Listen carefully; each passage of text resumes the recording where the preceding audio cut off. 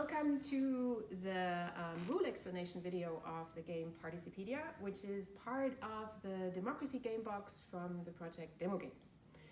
In this video we will explain and show to you how the game is played, explain the rules to you, and this way we hope that you will get a better impression of how to use these games in your own settings. Participedia is a card drafting and set collection game. For those who know a little bit more about board games, it is a combination of Seven Wonders and Sushi Go, but there is no need to have prior board gaming experience. You can still use this game for your educational purposes. The topic of Participedia is about democratic innovations and new forms of how to engage in democratic and non-democratic settings.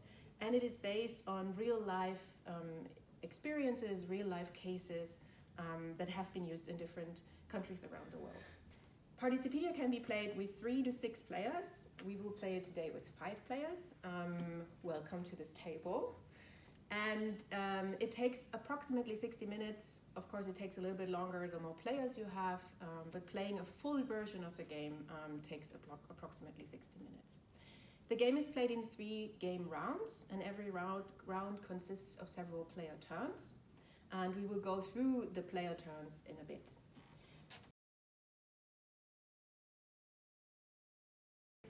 First, it is always good to have the rulebook handy if you play this for the first time, but it is definitely recommended that the teacher, facilitator knows the rule games beforehand, because this is a more complex game and players will probably not be very familiar with most of the typical mechanisms in it.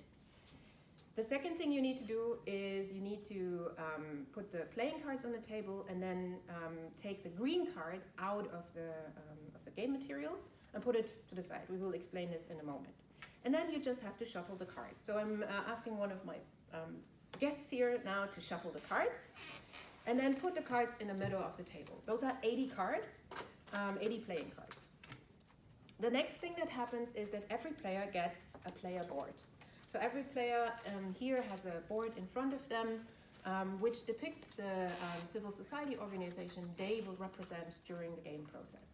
So the game is about players to organize participatory events and immerse themselves into the role of a representative of a civil society organization. We have player boards which here depict the organizations of the Demogames project, but if you want to invent your own organizations or make kind of a creative process out of this for the participants of your workshops, then we also have blank versions of these player boards where you can where participants can invent an organization name and also a description of the organization. So I would like to ask every player here on this table to turn their player board to the side which has the hashtags in the lower left corner. Yes. So we are playing or explaining this game today as the narrative mode. There's also a competitive mode, and the competitive mode can be played with the side that has symbols in this box in the lower left corner. But we will play with the hashtags in the lower left corner, which is necessary to have this more immersive narrative type of play. I also would recommend for those who play with people who are not very familiar with board gaming to do a first round of the game only using the hashtags and not the more complex rules of set collection, which I will explain in a moment. Once everybody has their player board, we also have a sheet of set collection items, an overview sheet that should also be placed visible for each player between them.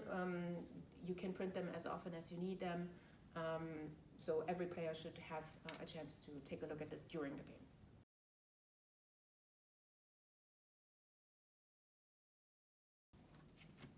But let's look at the organization board a little more. So on the left side of the board, we now know there is the description of the organization as well as the organizational focus with the hashtags, which are relevant for the gameplay. In the middle of the board, players can see an overview of how a game round is structured, and they can look at this during the game to remind themselves, okay, so this is the first step, this is the next step. On the right side of the game board is a placement area for playing cards. And here you can also see how many cards are dealt to each player depending on how many players play the game. So since we are 5 players here, each player here gets 6 cards. The other cards are placed in the middle of the table, so this is the draw pile.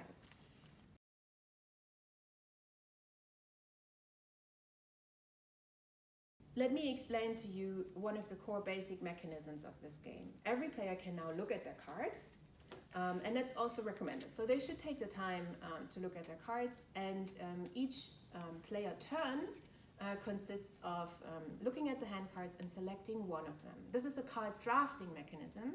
Why is it called card drafting? Because players select only one card from their hand cards and then have to pass the cards to the next player on their left. So for this first round, I would suggest just focus on the hashtags on the cards and try to match the hashtags to your organizational focus. And once you've selected a card, you place it on your card placement area on your player board, face down.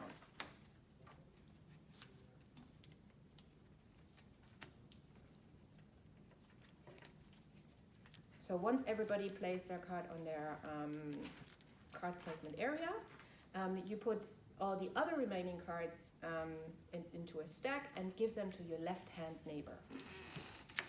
Don't look at those cards as of yet, because now we first turn around the cards you've selected. And in a narrative mode, I would suggest that everybody presents the card they chose now to the others. So maybe just name the card and then place it in front of your player board. Whoever wants to start. There is no starting player in this card drafting mechanism. Everybody plays at the same time. I selected the participatory arts. Mm-hmm. I selected the hashtag fight pink tax. I selected PASOK deliberative polling. I selected risky business. Mm-hmm. For me, it was a democracy project in Canada. In Canada. So the cards depict real-life cases that have been organized of democratic, innovative events, and all the information that is depicted on those cards can also be seen on the webpage participedia.org. With this, there is provided additional information to each of the cases, so players afterwards can also delve deeper into the information that is provided with the game materials. Once everybody has placed their first card in front of them, they look at the next set of the hand cards. And this is the card drafting mechanism. So every time you select from a new set of cards, one card that you place in your placement area, you pass the remaining hand cards to your next neighbor, and afterwards you show which card you played, you put it into your collection, which is in front of your player board. Once every player has only 2 cards in the hand, this is the last turn within a player round. Because from those 2 cards, every player selects one, and the remaining card gets discarded in the middle of the table on a discard pile. So please select the final card you would like to keep, and the other card you can just put here on a discard pile. Yes.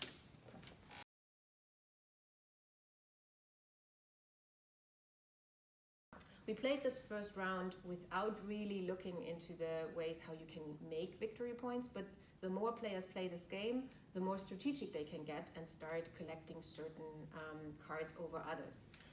If you want to play this game in a very simple version, only with respect to the topical elements of the game, then just focus on the hashtag and count the number of hashtags as victory points. But if you want to play the game in a more advanced version, then I would suggest you play it with the set collection mechanism that I'm explaining now. The easiest cards in the game with respect to the victory points they give are the orange cards. Orange cards just tell you in the upper left corner of the card how many points you get for this card. So this card here, Protest, would give you 6 victory points, or in this case, it gives you 6 victory points. Since you keep your cards over 3 game rounds, and since after each of those rounds there is a scoring of victory points, if you play this card in the first round, overall it will give you 18 victory points, because it's scored 3 times. So playing victory point cards in the beginning is a good strategy. Other sets take up pace over time and score a lot more points in the last round, for example. But the orange cards are the simple way of getting victory points. Another way of getting victory points is looking at the dark blue cards. The dark blue cards provide you with a set of world items in the left upper corner, and the more icons you have here, the more valuable the card is. So over time, you try to select as many of those symbols as you can, and then in the scoring round, you compare the number of symbols to all of the players on the table. There is a card that works similar, but here you don't compare yourself to all on the table, but to your left and right neighbor. And those are the light blue cards. Those depict skyscrapers in their upper left corner, and they refer to events that take place on the local or neighborhood level. So the scoring mechanism actually also relates to the substance on the cards. So one type of card is left for the scoring mechanism, and those are the yellow cards. For the yellow cards, actually, there are three things you need to consider. First, there can be cards that have one or more symbols on them, and then if they have more symbols on them, they can have the same symbol or different symbols. There's also one yellow card, or several yellow cards, but which only have a question mark on them. Let me explain you what you do with the yellow cards. If you collect yellow cards, you either collect same symbols or different symbols. You can also collect across cards same symbols. So the more symbols in the end in your whole yellow card set you have, the more points you get. The more different symbols you have, the more points you get. And you can do both with the same card. So you don't have to decide for which you use the card with the certain symbol on it. The only thing you have to decide is how you use the question mark symbol, because that's a joker. And it can either count towards the collection of same symbols or towards the collection of different symbols. And it just adds one more symbol to your set. So actually there's another way of making victory points, and that is collecting pairs. Each case in this game is represented twice, once with the warm colors and once with the cold colors. So this means there's either a yellow or orange card on one case or a light blue or dark blue card on one case. And I know that Edwin, for example, has those two cards for one case. So he has the orange card of the pink tax and the dark blue card of the pink tax. So this means Edwin would get 8 victory points for a pair of case icons. And the case icons are the icons that you can find on the upper right corner, so it helps you also to find matching cards in your sets.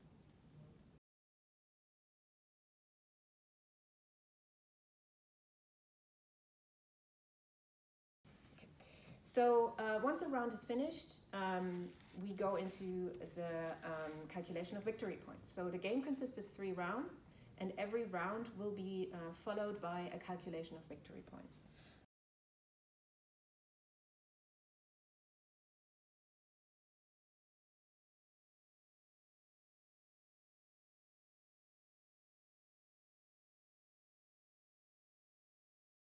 So after the last round, the hashtag comparison will also be done. But before we calculate the victory points, we have an additional phase in the game, which gets players into narrating what they did during the game. So since they are representing a civil society organization, they will give a press conference on what kind of participatory events they organized throughout the last year.